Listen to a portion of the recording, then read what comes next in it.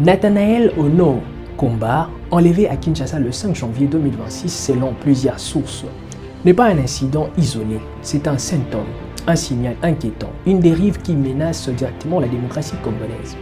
Les faits rapportés par plusieurs médias sont clairs. Il a été interpellé à la sortie d'une conférence à l'IPEN. Les hommes qui l'ont amené s'est présenté comme des agents du Conseil national de cyberdéfense. Son mouvement parle d'un kidnapping, d'une atteinte grave à la liberté d'expression et d'une volonté manifeste de faire taire une voix critique du pouvoir.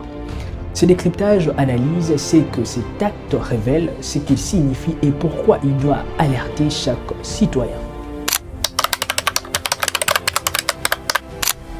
Nathanaël Ono Komba venait de tenir une conférence publique à l'IPEN.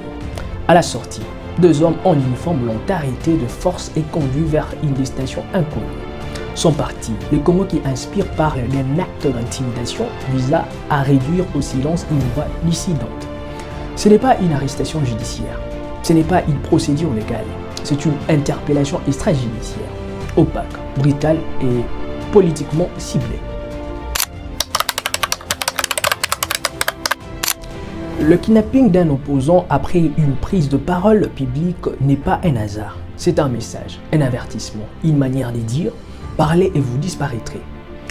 Les sources soulignent que son enlèvement survient juste après une conférence parfaitement légitime, ce qui renforce l'idée d'une volonté de punir la parole libre.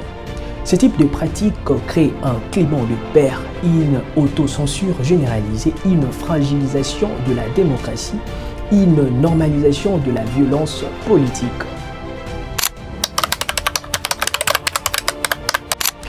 Les cas de Ono Komba s'inscrit dans une série d'événements récents: enlèvement, arrestation arbitraire, intimidation, disparition forcée. Les sources parlent d'une intolérance croissante du pouvoir face aux voix dissidentes. Quand un pays commence à faire taire ses opposants, il n'est plus dans la démocratie. Il glisse vers un système où la force remplace les débats, où la paix remplace la loi. Je suis fermement contre la pratique de faire taire les opposants. Les Congos ne peuvent pas se construire dans la peur, dans les enlèvements, dans les intimidations. Faire disparaître un opposant, ce n'est pas gouverner, c'est avouer son incapacité à convaincre. Une démocratie solide accepte la critique. Une nation mature protège la parole dissidente. Le kidnapping de Nathanaël Ono Komba n'est pas seulement une attaque